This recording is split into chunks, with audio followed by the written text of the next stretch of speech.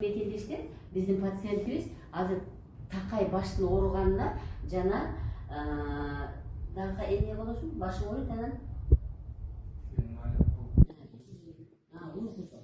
Значит, такай баш оору анан уйкусу болот. Эми азыр биз курсакка дайыма курсакты көрөм да, как массажистминби, сүйрүкчү врачмынбы, мен всегда курсакты биринчи көрөм да, себеби курсакта проблема турат. Азыр текшеребиз. Эми бирок биз немени сурасак, анамнезди сурасак, когда-то оң бутунун голеностопный жердеги сөөктөрү начар болуп, ошол жерлер ириңдеп, 2 жолу операция болгон да. Мына азыр ошону байкайбыз. Мынакей, мен азыр киндикти басып атам. Оору болуп атабы? Ооруп атат. Так, булбосу ойкун без. Оорудубу? Ооруду.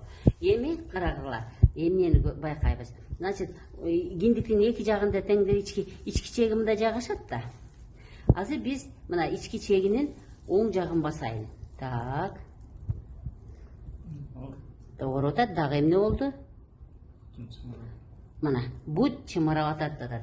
Урматтуу мекендештер, караңыздар, мына ушул жердеги кан тамыр, мына когда-то мына голеностоп кызыл ашыктагы сөөктү илгери эле ушул ичеги кызыл ашыктын сөөгүнө кетип аткан кан тамырды кысып койгон үчүн ушул жердеги сөөктөр жакшы кан ала албастан кызарып, шишип, анан барып ириңдей баштагандан кийин операция кылганга туура келген.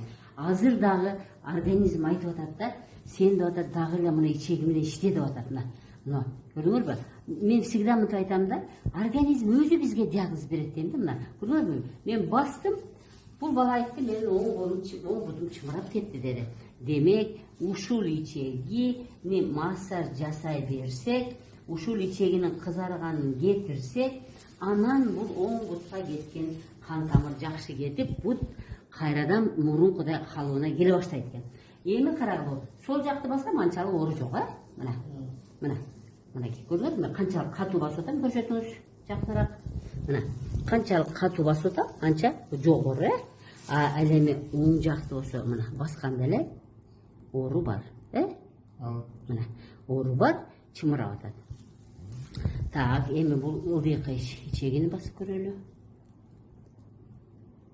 Эмне болду? Бир оору. Бир жака жылдыбы, жылбады ушул оору? Жылбады, Так, эми мына караңыздар, эми биз чатты көрөлү, мына. Чат. Оорудубу? Ооруду, Так, эмне сезилип атат? Ооруп атат. Бут чымыраган барбы, жокпу? Жок. Только ооруп атат, Эми сол жакты карагыла. Так, тоже оору бар, Эми мындай да, мыногу ичеги кызаргандан кийин, ички чеги кызарып калгандан кийин көбүрөөк оң жак шамалдап калган, азыраак сол жак шамалдаган. Ошо баары бир шамалдаган сол жакта деле бар. Ошон үчүн мына сол каптарды басканда ооруп атат. Бирок көбүрөөк сол тараптагы ичеги көбүрөөк шамалдаган үчүн мына бутка илгери эле ушундай неме берген экен. Демек, кыргыздар абдан жакшы айткан экен да, урматтуу мекендештер. Ичиң таза болсун деп. Ички дүйнөбүз, ички органдарыбыз тазабы?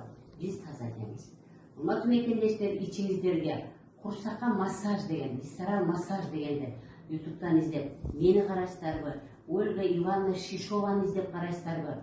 Курсакка массаж жасаңыздар, сиздердин ден соолугуңуздар чың болот. Сиздер менен мен доктор Бапаева.